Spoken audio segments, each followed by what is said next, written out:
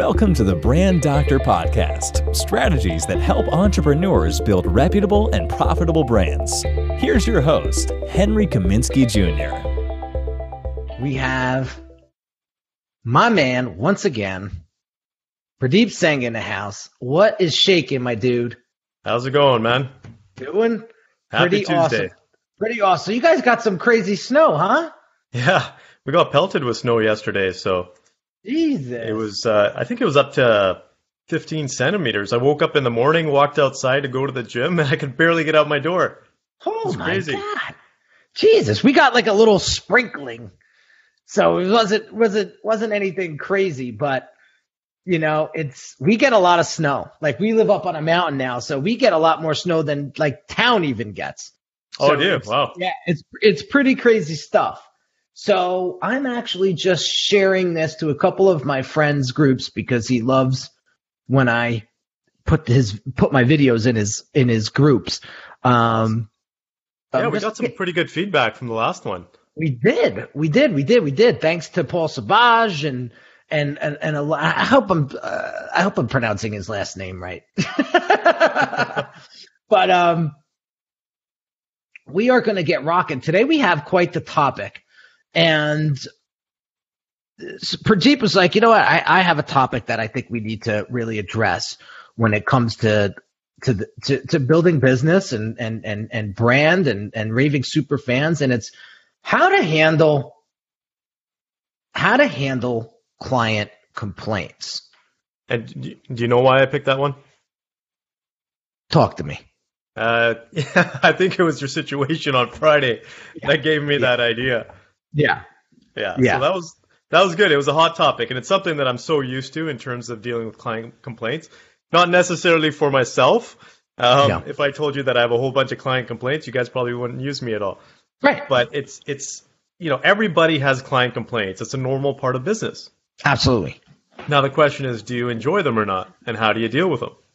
Listen, I could go on for hours about this. So where do you want to start, Pradeep? You tell me. Well, you know what? Why don't we start with, if you got some time, why don't you share what happened with you last week on Friday, and then maybe we can dissect that a little bit and go from there. All right. So, it moved me, right? It moved me because it's amazing how technology could be used for great good and technology could be used for great bad. Okay. And so one of the things that we want to look at is what are the takeaways? What are the takeaways from what happened, right? One is we got to make sure that we protect our family first and foremost. Okay. So one of the things that I realize is, hold on, I'm just trying to handle a PM. One of the things we have to realize is what are our values? What are our core values? And our core values is, for me, is first and foremost my family. And if my family feels harmed in any way or frightened in any way, I need to handle that first, right? Yeah. So there'll be no more pictures of Dante on social media. Oh, wow. Are you serious? That's first and foremost. So I'm not going to take down what I have, but you will never see Dante again unless you come to my house. Really? Okay. And that all came about based on this one situation? Yeah. Well, she was getting private messages from bots, or it could have been him in disguise. I don't know, saying that your husband is a fraud and you should really think about who you married. Okay, so I know the situation. I was there and I messaged you and said, what the heck's going on? But everybody else doesn't. So can you give us a 2-minute rundown in terms of what happened? First and foremost, the qualification process when you're onboarding a client should be not taken lightly, okay? And the 2 clients that came in, I did not have a solid qualification process. I thought I did. I didn't. Okay. And what happened was they sort of slid through. And I thought I asked the right questions. Are you coachable? Yes. All right, great. So we're going to do this my way because that's what you're hiring me for. That's why you're spending the money. Okay, great. As soon as I put the first logo concept out to them, they completely became the art director. They completely wanted to take over the design project and workflow. I should have ended the project there because that's not how I work. If you want to be the art director, go to 99 Designs, go to Fiverr. I'll give you the links. Yeah. That's not how I work. Right? So wrong fit. It was a wrong fit. So things got out of hand and the process went to shit really because it wasn't respected, one. And number two, there were some leaks. I take full responsibility of this. This is my business, nobody else's. But there were some leaks. There were some pitfalls that needed to be cemented in or puttied up or taken care of. And that's what I realized needed to happen going forward, or else this problem's going to happen again. So I have a mentor who I meet with every 2 weeks, and I explained to him, this was before anything happened, right? And I said, I know in 2018 I got to refine my process. I want to tighten it up. I want to make it better. So I said, here's my process. And he got back to me and he said, here's what you're missing. You got to plug this in, man, because you want to make sure that you take people step by step in a very systematic way. You can't do a couple onboard calls or a couple strategy calls and then go straight into the design. You're not giving the client enough time to see the progression. And I said, wow, you're absolutely right. And so we filled those gaps. And now it's a lot smoother process. I mean, you're going through the Brand Accelerator program right now. Yeah, and like you know what's coming every step of the way. There's no surprise. Right? So what happened with this guy? So he completely took over the project, right? Now, he became the art director. He didn't like the initial design. We redid it. He said, oh, I like the design now. Okay, great. So we move forward with that. But then he was expecting something different. And that's where the disconnect happened. Where's my about page? Where's this page? Where's that page? Well, we discussed this. You're getting a one-page you're getting a one-page website, and then your ClickFunnels pages are going to be your subsequent subsequent pages. Well, I didn't know that. Well, had we done a sitemap, had we done a wireframe, this is elementary stuff, but for whatever reason, I was skipping this part. Gotcha. Okay? And so that's where I take full responsibility. So now there's a sitemap stage of the process. There's a wireframe stage of the process. So the site frame, the site map will discuss with the client every page that will be designed and developed, even ClickFunnels pages. And then when you approve that, then we can go into the wireframe stage, which will show you how the page will actually function, how the site will actually function. So it'll look like a blueprint an architect would give you if they were building your house. There's nothing fancy about these site maps or wireframes, but at least you have a good understanding of what is going to happen. So what I'm hearing is that you had some stuff in your process that wasn't ideal for one of your clients. And then I just remember Friday seeing your Facebook message, I think it was, and saying, what the heck's going on here? So tell me, he wasn't happy. Right. So what did he do? So he went and did a whole slander campaign. I'm a fraud. I stole his money, which if anybody knows who I am, like I would never want to be frauded. So why would I ever do it to somebody else? Right. And so immediately, and now I didn't have to do this because we were very far along, both clients. So these two clients sort of met up on Facebook and sort of teamed up and started this sort of slander campaign together. And had that not happened, I would have been able to sort of work through the process. But this guy became so threatening. Beginning of the week, he started saying, if this isn't done by Friday, I'm going public with this. I said, go ahead, do it. Go ahead, do it. But I'm not going to work under these threatening circumstances. So he did it again on Thursday. And that's when I sort of lost my temper a little bit. I said, you know what? I'm terminating this project. It's unhealthy to work together. I'll give you all the deliverables. So I Dropboxed him the entire project. And I said, I'm not working anymore under these circumstances. We're done. He didn't like that. And so they went on this slander campaign. And so what I did immediately, I didn't have to do this, but I refunded her $13,000. I referred him the $8,500 that he invested. And I said, I'm done. But what that made me realize was this.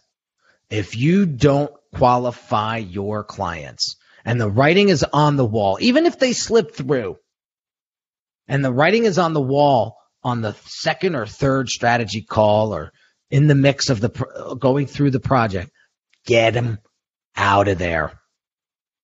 Yeah, exactly. Get them out. So important, right? Having the ideal client.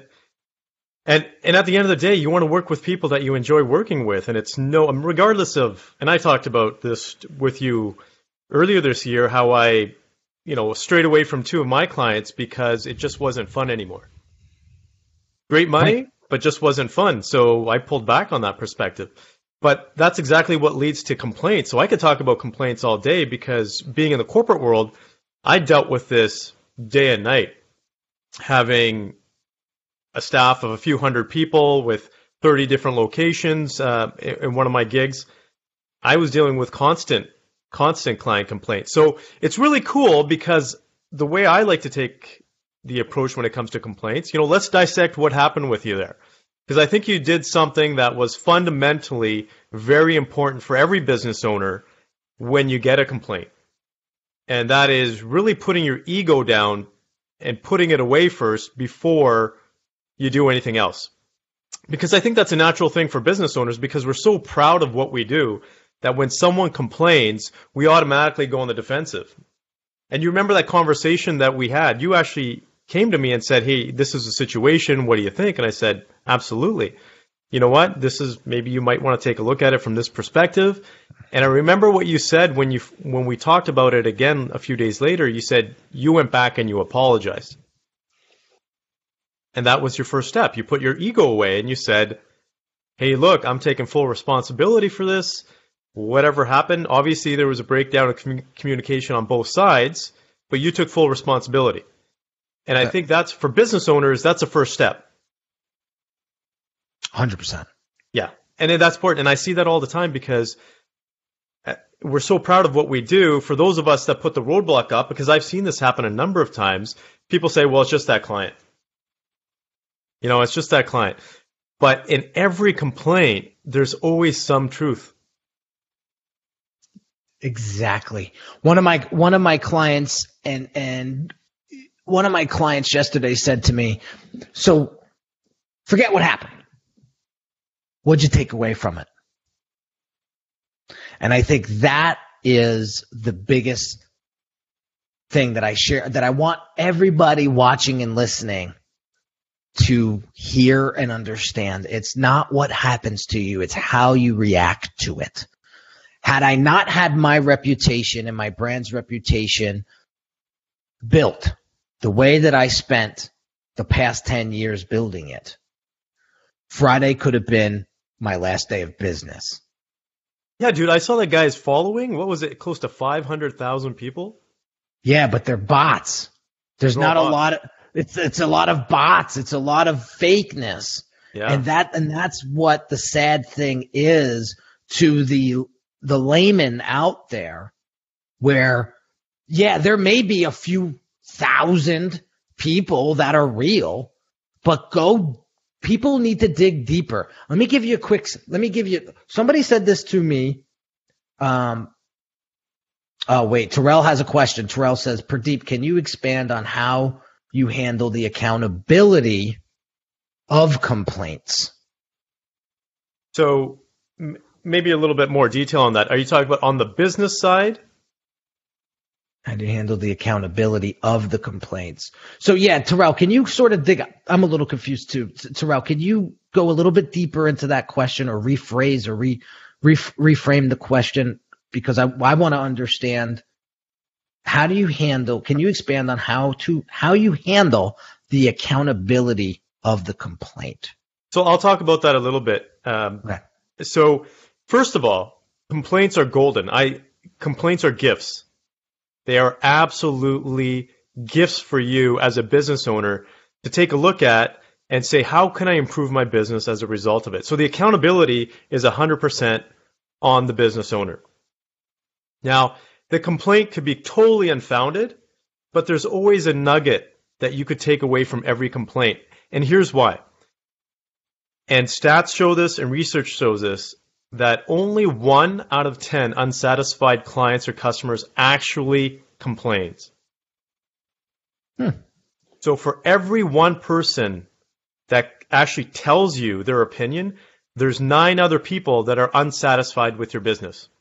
And just don't say anything. And just don't say anything. What they end up doing is at some point they just don't repurchase or they don't buy. So first of all, the accountability, you got to jump on that. So if you see it, say, this is awesome. This gives me something to work with. So if that's what you mean, I would say jump on it. But a lot of business owners have staff that are dealing with client complaints. And I think that if that's what you're talking about is the accountability from a staff perspective, it has to be a zero blame culture. Right. And go from zero blame to solution-based culture.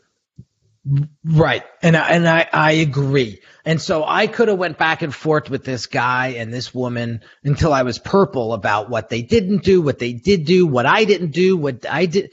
Like, I didn't think that was going to get either of us anywhere.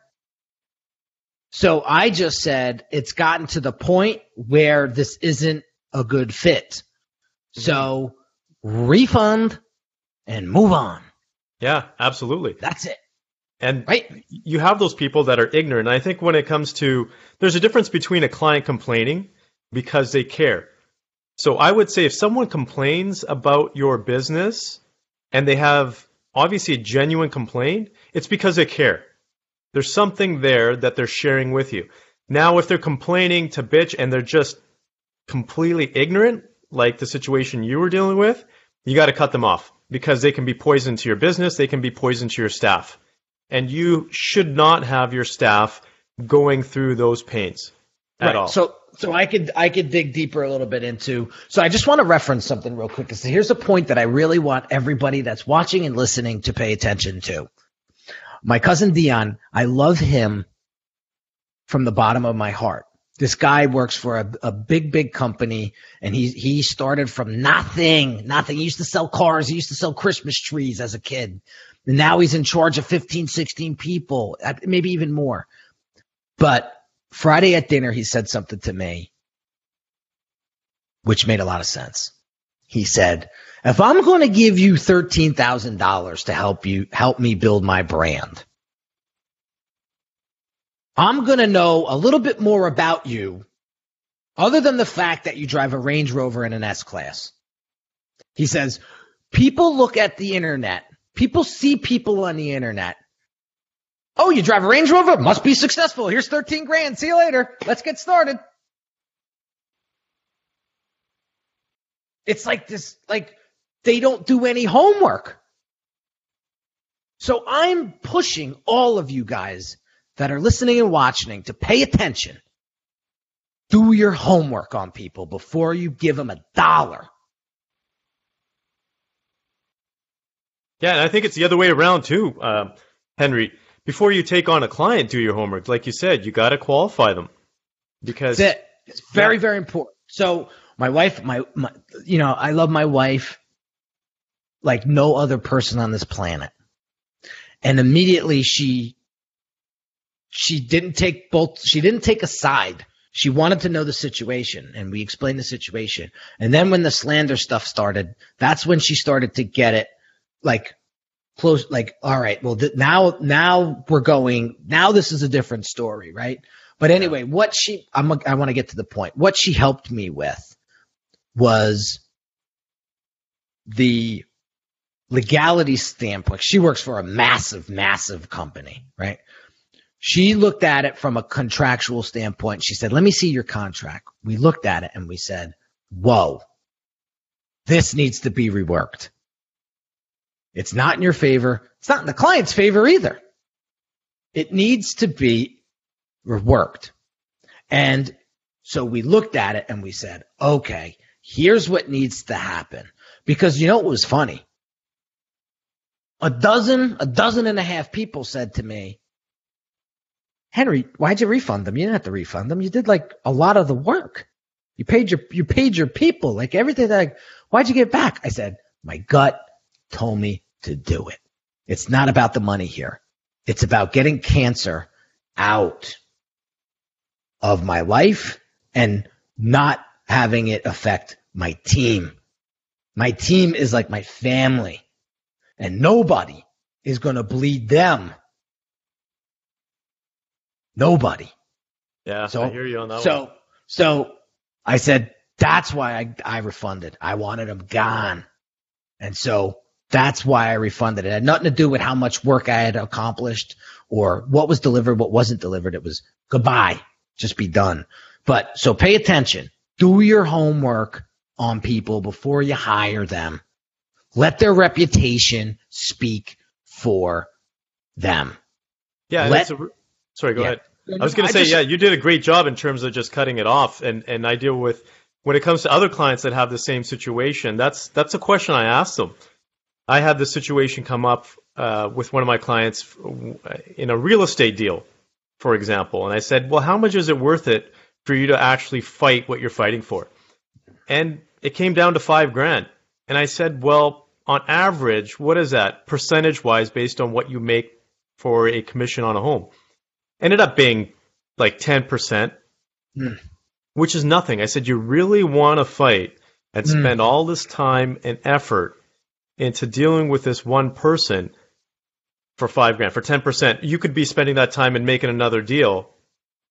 Dude, it's funny you say that. So I grew up right outside of New York City, a big Italian family. My wife's from a big Italian family.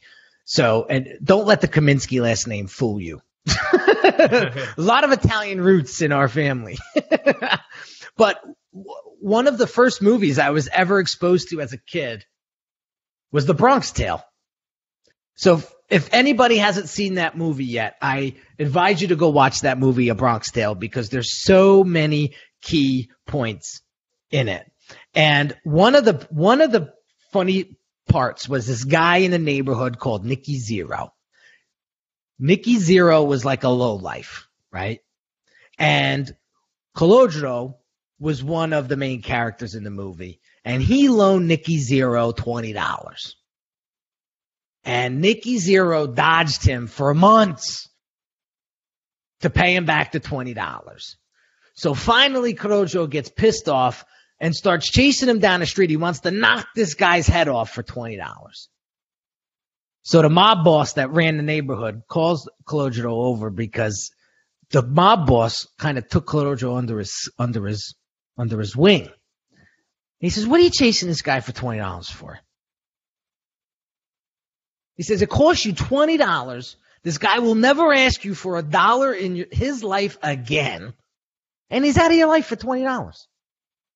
So what are you doing? So I looked at this and I said, cost me $21,500 plus all the money that I paid my team. Guess what? For $21,500 plus a couple grand here and there, they're out of my life forever. Yeah, it's a little bit more than $20, but guess what? Some big lessons learned. We're able to talk about this today and shed light on this subject and help other people not go through this. And that's powerful. I want to get back to Terrell's question real quick because he sort of did a follow-up, and appreciate you, Tay. So he said, complaints are gifts indeed and include so much information and insight. I agree. I'm looking into how you respond to the employee in question. What is your follow-up?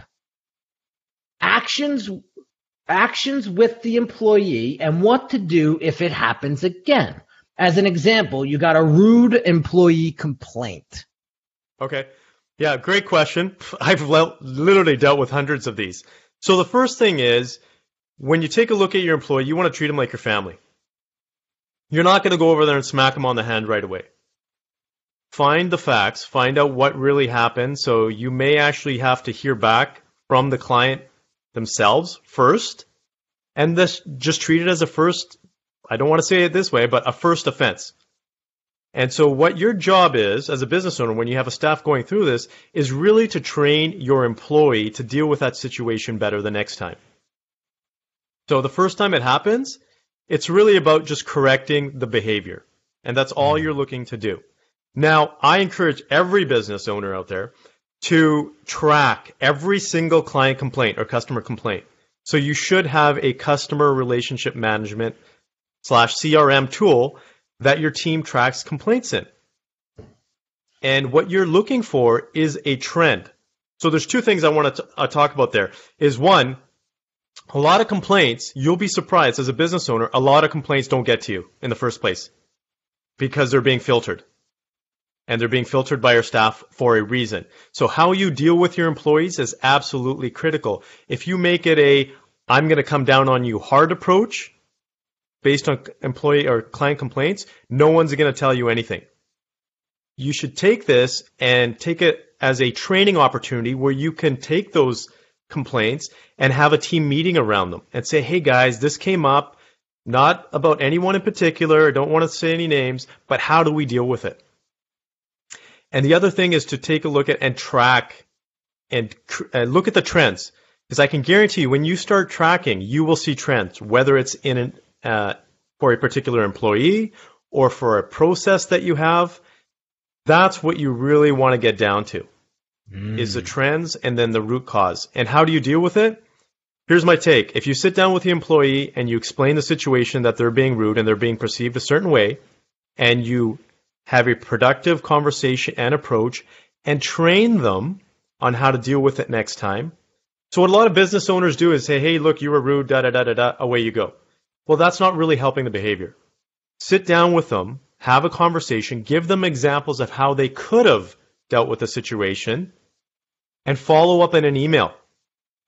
Make sure it's put in writing, because sometimes that verbal communication can be misinterpreted. And then what happens is, if it happens again, go through the same process, retrain them. If it happens a third time, that's when I would have more of a performance management conversation. And if it continues to happen, you don't have the right staff.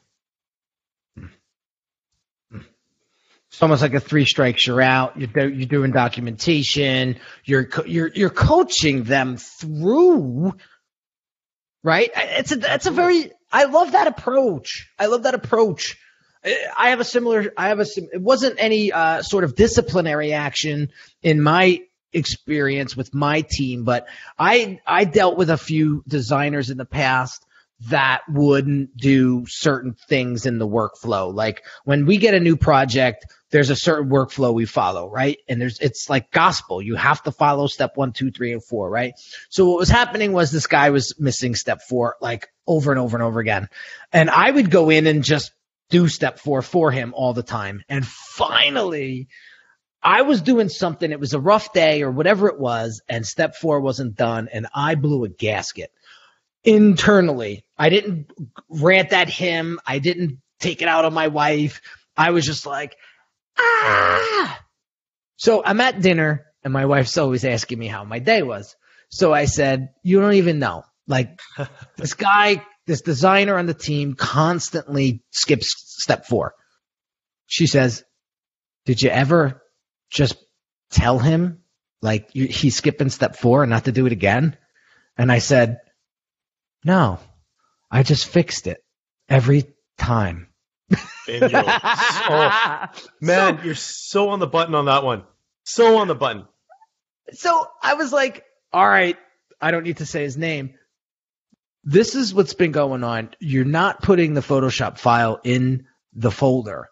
And what happens is if a client has a last minute change and I can handle it, I want to jump in, grab the file, make the change, and send it to him. But if I don't have the Photoshop file we can't be as responsive. And we want to be extremely responsive. Why? Because if we can make our clients more money faster, we're going to be very valuable to them. But if I don't have the Photoshop file and I have to wait a day for you to come back online to get that Photoshop file for you to make the fix, slows everything down. Yeah, boss, absolutely. I get it. My bad. I will never make that mistake again. This guy's been with me for 2 years. I didn't fire him over it, but the guy's been with me for 2 years. Dude, every project that we assign him, guess what Photoshop file is in the Dropbox folder? And guess who's a happier boss? Right? So it's just explaining those things, right? So great question, Terrell. Definitely something to shed light on, because as you build brand, you're going to be building team. And when you build team, there's a lot of moving parts. There's going to be accountability that's going to have to really be spread throughout. And so we have a team of 16 people now working underneath the Unique Designz umbrella in like 4 or 5 different continents. So, I'm very fully transparent on working and subcontracting out to overseas people, because I happen to work really good with people and I know how to work with teams overseas. Despite the language barriers, despite the values or any of those sort of differences, I know how to communicate. And if you can communicate with authority and respect and all of those things at the same time, people are going to love to work with you. And so, yes, it's trying, and your patience will be tested. Like anybody who has a child, like a newborn. We have a 5.5-month-old. Like, I thought work was testing my patience. Have a 5.5-month-old, right? Like the work is a walk in the park. Hey man, it doesn't get any better. Right. It doesn't get any. But it's all worth it. It's all worth it. So anyway, long story short, I think definitely there's opportunities when it comes to getting client complaints brought to your attention. I think there's some big consequences to having client complaints if somebody does decide to do a slander campaign against you. If your reputation and your brand reputation isn't as strong as it should be, it could cost you thousands and thousands of dollars in business. And it's an asset. Your brand's identity, your brand's reputation is an asset. So don't look at it as something that shouldn't be taken seriously.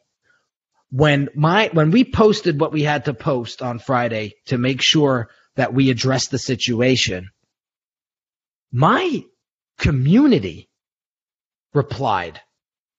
I didn't reply. My community replied.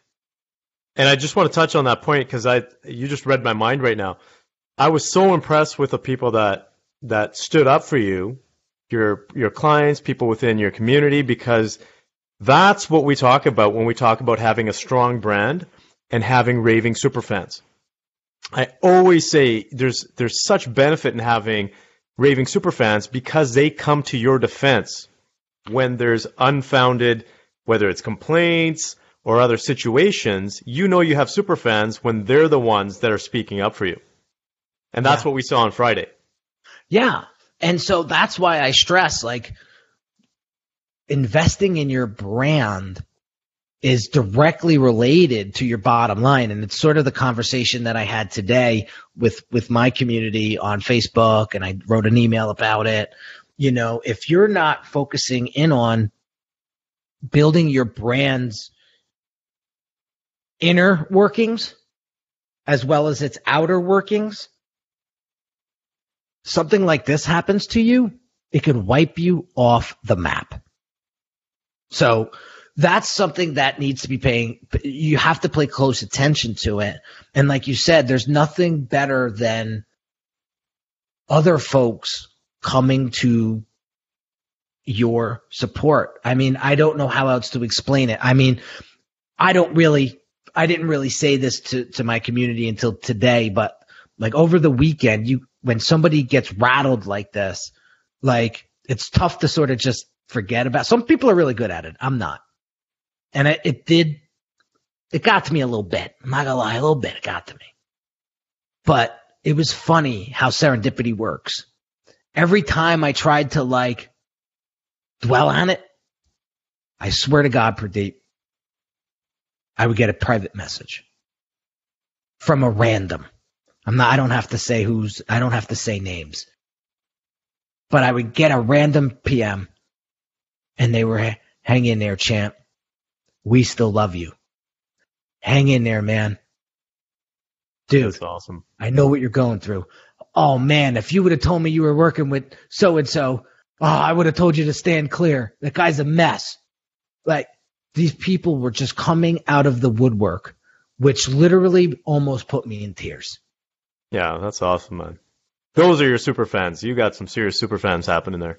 And I would show my wife, and I would save them and screenshot them, and not that I'm gonna post them because it's none of nobody's business who said what, but it goes to show, man, when you freaking do the right thing, are a man of your word, it doesn't matter what complaint comes your way. It's something that could be dealt with, and it's not the end of the world. It's not. So I'm glad you brought that up. So your situation ended up in one specific manner. You gave the money back, which was great on you. You really put yourself out there, and you did something that perhaps a lot of business owners wouldn't have done, and refunded them the entire amount. So there's other situations that happen as well, and maybe we can chat about that, such as,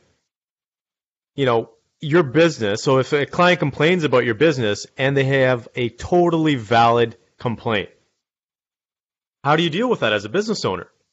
Take ownership. Own it immediately. Yeah.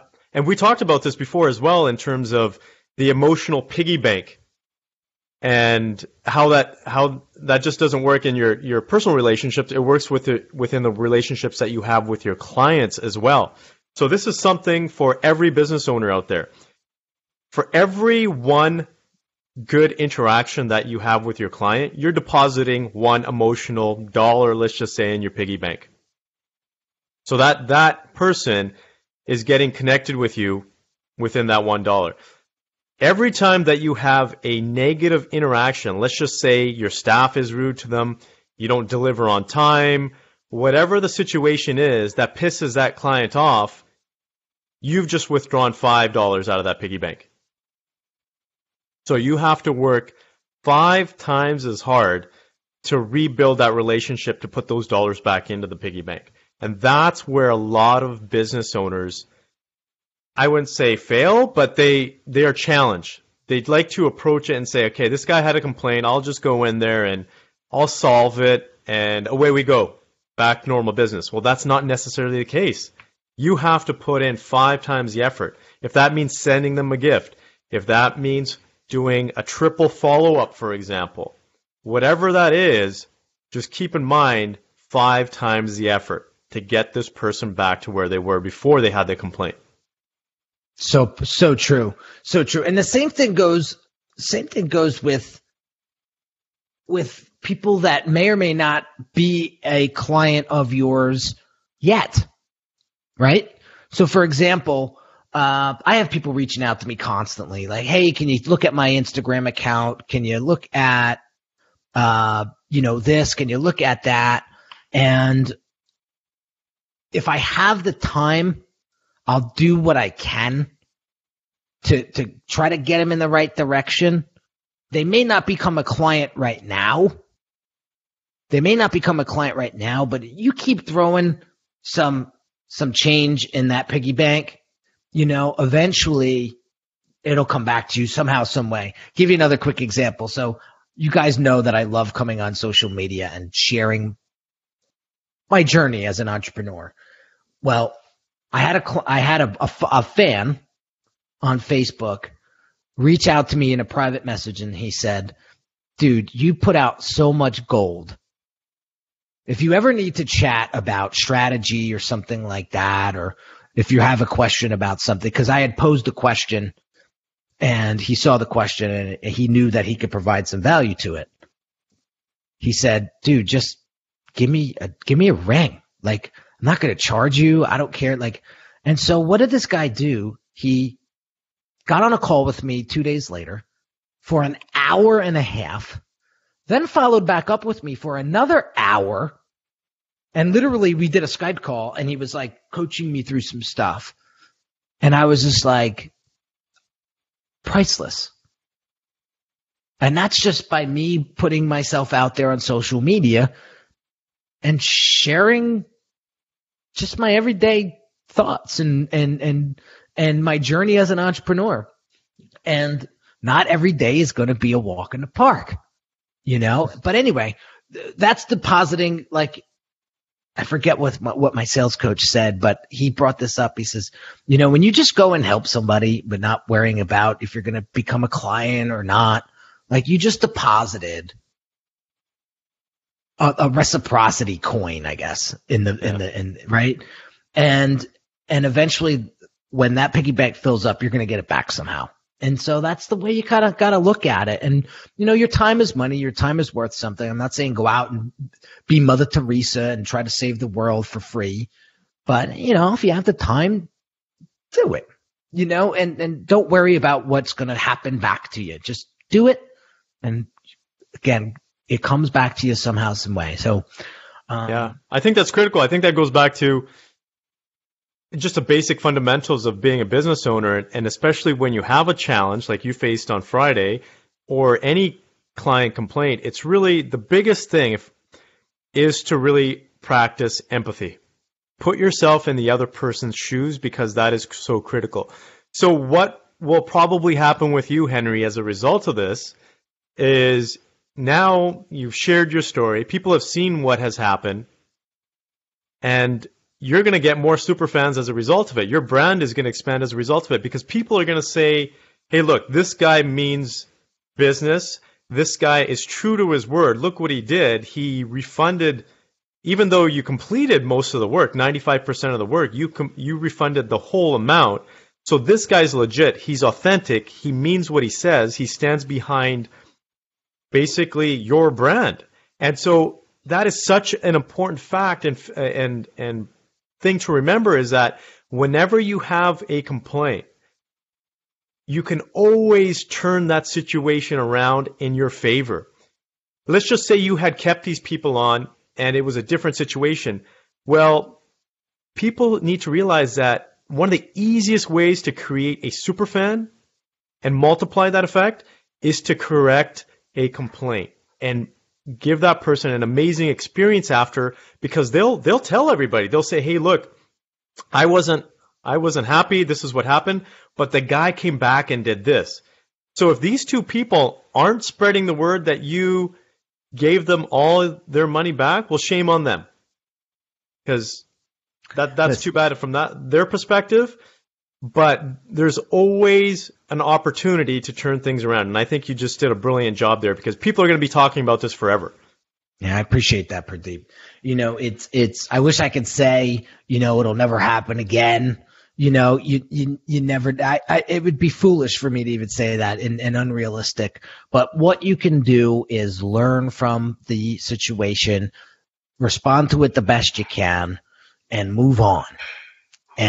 And take that energy and put it towards new business, put it towards a Facebook Live like this to help other viewers and other people and listeners, you know, that may be going through something similar, some answers or a perspective, or just to have somebody. I had a guy over the weekend say, he did this to me a year and a half ago, and I just didn't respond to him at all. And just, they didn't say run away, but they just like, I just hid. And I was like, well, that's not in my cards. Like, and I'm too much out there to do that. Right. And maybe our brands were a little bit different in a sense where mine has a little bit more exposure or whatever the case may be. But like, just to let someone know that you've gone through a similar situation gives that sense of, so I'm not the only person that this is happening to. Yeah. And what happened? We talked about this earlier today. What happened to your business as a result of what happened Friday? You said something that really stuck with me that I coach my clients on all the time. and you nailed it in terms of doing things that are now improving your business. Right. Oh, well, did you want me to? I wanted, because you said it. You told me, and I was just like, well, wow, this guy. What did I say exactly?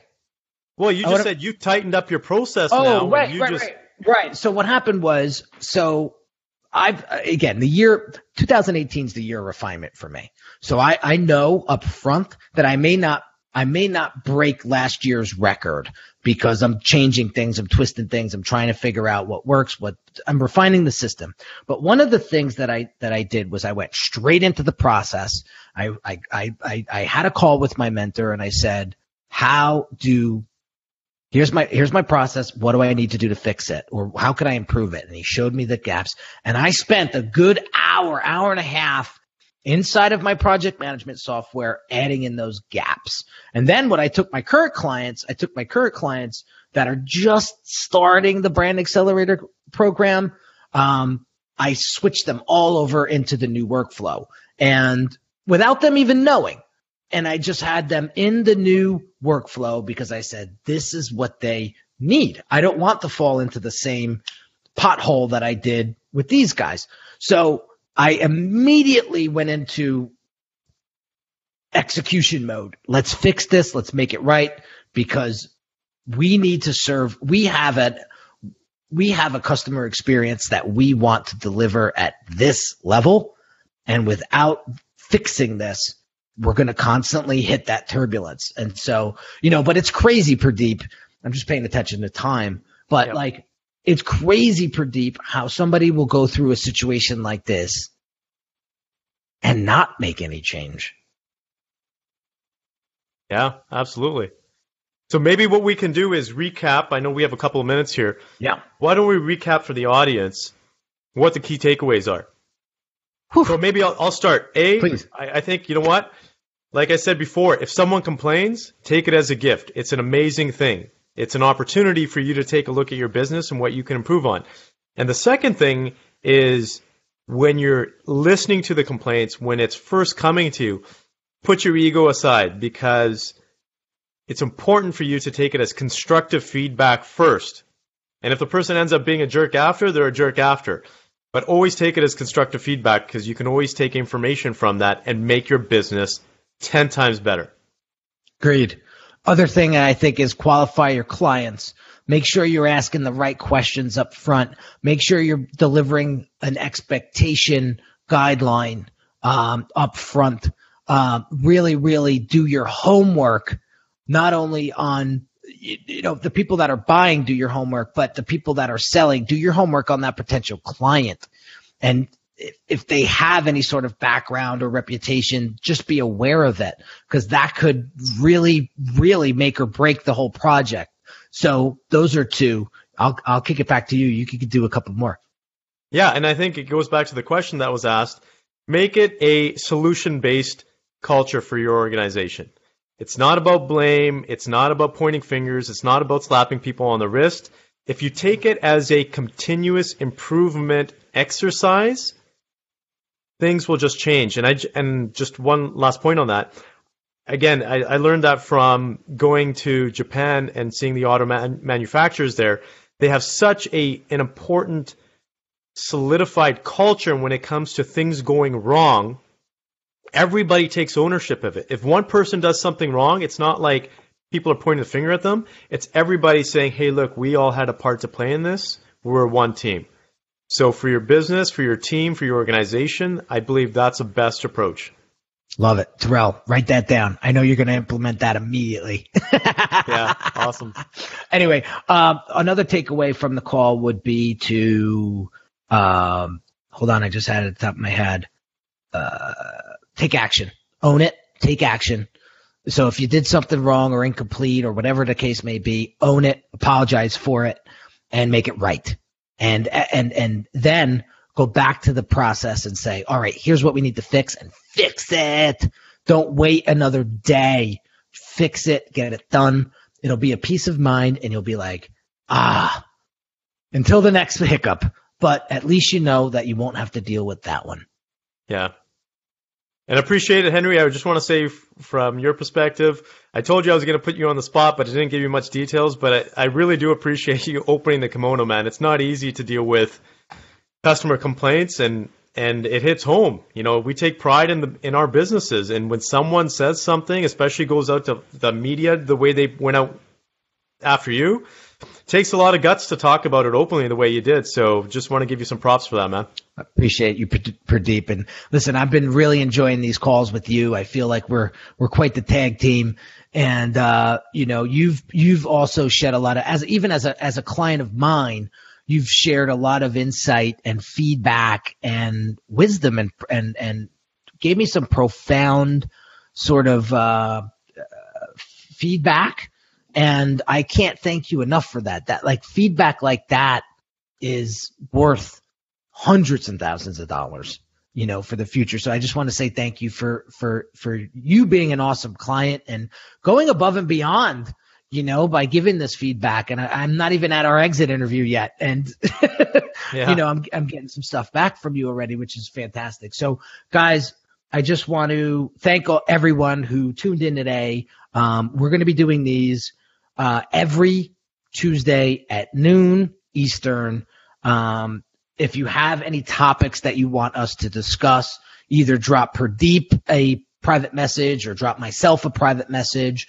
And I mean, geez, just from starting this last week, we have like a list of upcoming topics that we can choose from. But we want to make sure that our discussions are relevant to you, that are going to help you build your brand and raving super fans so that you could really design and live the life that you want to live. I mean, that's what it comes down to.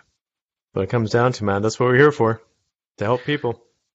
All right, guys. Listen, have an awesome Tuesday. Pradeep, let's keep rocking. We'll see you next week, and just have an amazing day. Yeah, take care. Guys. Happy Tuesday. All right, so let me go here. Oh, here we go. All these things keep popping up. Yeah. You've been listening to the Brand Doctor Podcast with Henry Kaminski Jr. To get your appointment with the doctor, visit Brand Audit at www.uniquedesignz.net.